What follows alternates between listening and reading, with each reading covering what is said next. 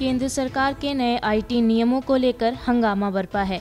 दरअसल Madras high court ने गुरुवार को नए सूचना प्रौद्योगिकी अधिनियम 2021 के तहत आने वाले निरीक्षण तंत्र यानी ओवरसाइट मैकेनिज्म पर रोक लगा दी है।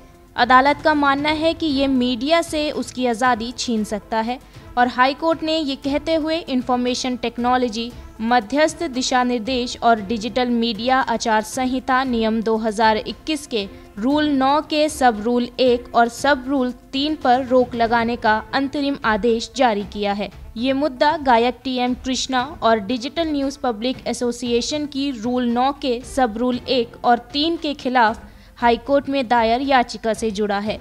इस संस्था में तमिलनाडु के 13 मीडिया आउटलेट शामिल हैं।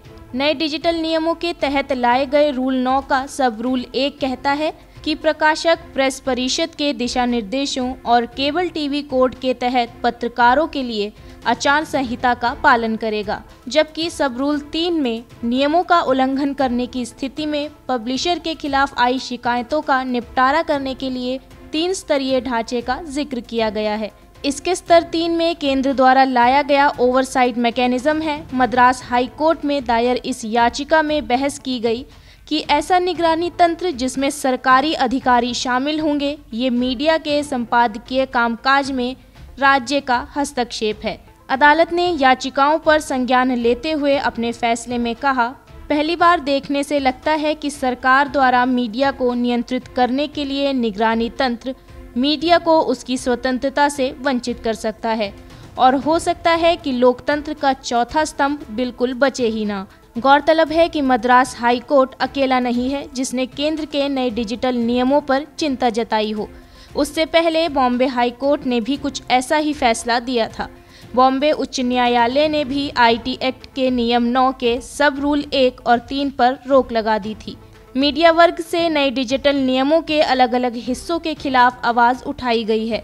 इनमें शिकायत तंत्र के तहत एक अंतर मंत्रालयी समिति का गठन, नियमों का पालन न करने पर दंड और सामग्री तक पहुंच को रोकना जैसी नियम शामिल हैं। एडिटर्स गिल्ड ऑफ इंडिया ने डिजिटल नियमों पर मार्च में एक बयान में कहा था कि नियमों के विभिन्न प्रावधान डिजिटल समाचार मीडिया और बड़े पैमाने पर मीडिया पर अनुचित प्रतिबंध लगा सकते हैं। मैसेजिंग कंपनी व्हाट्सएप ने भी आईटी नियमों को लेकर चिंता जताई थी कि ये उपभोक्ताओं की निजता को खत्म कर देंगे। उसने भारत सरकार के खिलाफ दिल्ली कोर्ट में शिकायत भी दर्ज कराई थी। वहीं इन नियमों के खिलाफ दायर याचिकाओं पर सुनवाई के दौरान कई अदालतों ने कहा कि अगर पब्लिशर्स नियमों का पालन नहीं करते हैं तब भी उनके खिलाफ दंडात्मक कार्यवाही नहीं की जा सकती है।